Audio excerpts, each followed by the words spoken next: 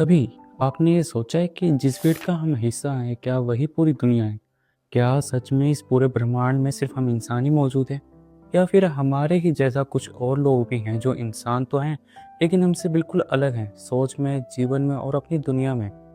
हमारी दुनिया नियमों से चलती है, लेकिन उनकी दुनिया नियमों से परे है। इन लोगों का नाम आपने कभी न कभी जरूर सुना होगा। एक ऐसा नाम जिसमें अपने आप में ही वजन है, अघोरी। अघोरी सिर्फ एक शब्द नहीं है, ये नाम अपने साथ रहस्य, डर, अध्यात्म और बहुत सारी गलतफहमियों लेकर चलता है। जब हमने इस वीडियो पर काम शुरू किया तो मुझे लगा कि मुझे अघोरों के बारे में काफ़ी कुछ पता है, लेकिन जैसे जैसे मैंने इनके बारे में गहराई से जानना शुरू किया, मुझे एहसास हुआ कि जो मैं जानता था वो बस सत्य था। असल दुनिया तो उससे कहीं ज़्यादा अलग है। अघोरी की दुनिया ऐसे है जिसके बारे में आपको जानना चाहिए। इस वीडियो में हम हर उस सवाल का जवाब देंगे जो आपके मन में कभी न कभी तो आया होगा। हाल ही में हुए महाकुंभ मेले में अपनी अघोरियों की बड़ी संख्या में देखा होगा। बहुत से लोगों ने पूछा ये ऐसे क्यों रहते हैं, ये ऐसे रिचुअल क्यों करते हैं, ये इतना अलग व्यवहार क्यों करते हैं।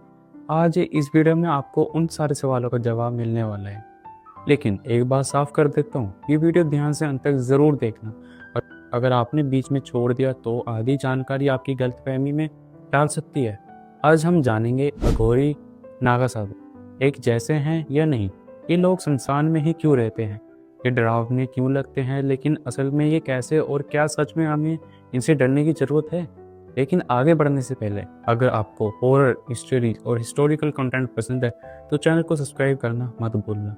अब कहानी शुरू करते हैं। अघोरी भी इंसान ही होते हैं, बस उनकी ज़िंदगी हमारी ज़िंदगी से बिल्कुल अलग होती है। हमारी ज़िंदगी 9 to 5 जॉब, पढ़ाई, जिम्मेदारी और टेंशन में निकल जाती है, लेकिन अघोरी इन सबसे परे होते हैं। उनकी ज़िंदगी कोई सामाजिक नियम नहीं, कोई बंधन नहीं, कोई डर नहीं।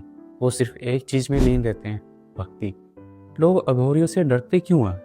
क्योंकि कहा जाता है कि अगर आपने किसी अघोरी को नाराज कर दिया तो वो आपकी ज़िंदगी पल भर में बदल सकता है। और अघोरी तंत्र विद्या में बेहद निपुण होते हैं, लेकिन इसका मतलब ये नहीं कि वो हर किसी को नुकसान पहुंचाते हैं। अब सवाल आता है, अघोरी आखिर होते कौन है? अघोरी शब्द संस्कृत के अघोर से आया है। अघोर का मतलब होता है जिसके भीतर कोई डर ना हो। अघोरी मृत्यु को जीवन का सबसे बड़ा सत्य मानते हैं, इसलिए वे ध्यान लगाने के लिए अक्सर श्मशान घाट के पास रहते हैं। उनके अनुसार जब तक इंसान मौत को नहीं समझता तब तक मोक्ष समझना नामुमकिन है। एक अघोरी जीवन मृत्यु के भ्रम से बाहर निकल चुका होता है। उसके लिए सिर्फ एक ही चीज मायने रखती है, भगवान शिव। अघोरी शिव के उस रूप की पूजा करते हैं जिसे आम लोग समझ नहीं पाते। भैरव रूप, जहाँ आम लोग शिव को शांति वरदान के लिए पूजते हैं, वहीं अघोरी शिव की पूजा तंत्र साधन के लिए करते हैं। उनके लक्ष्य होता है कि मृत्यु के स्वीकार करना और उससे ऊपर उठ जाना। लेकिन ये परंपरा शुरू कहाँ से हुई?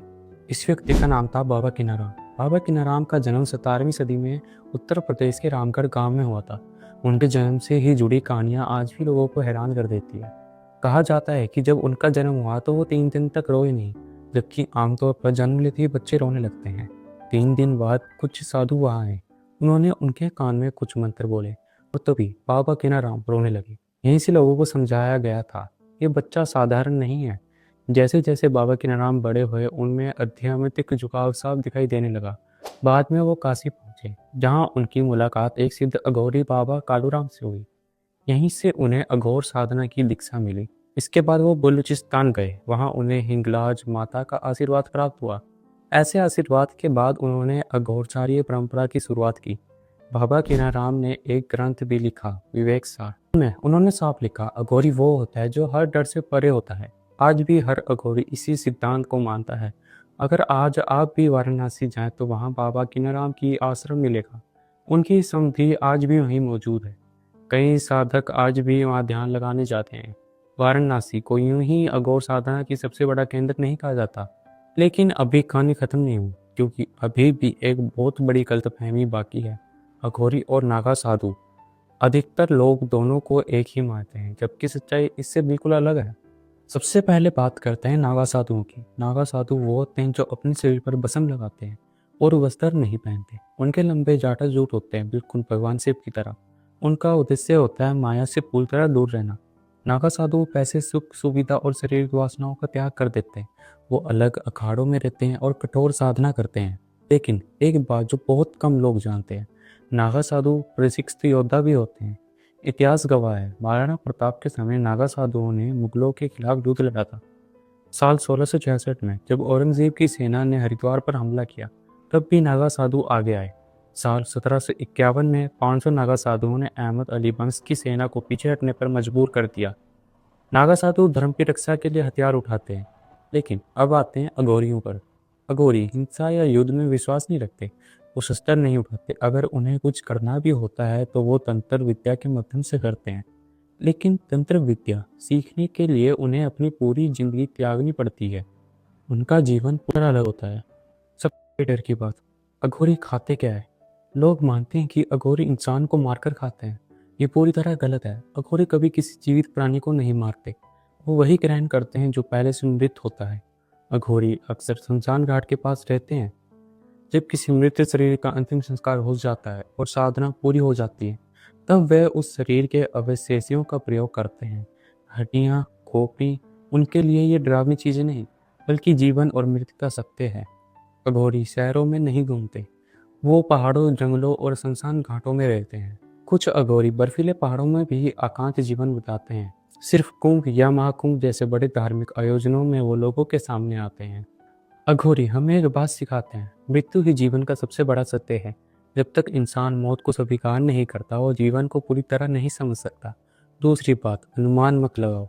जब इंसान बिना जाने डरने लगता है, तभी वही डर उसकी सबसे बड़ी कमजोरी बन जाती है।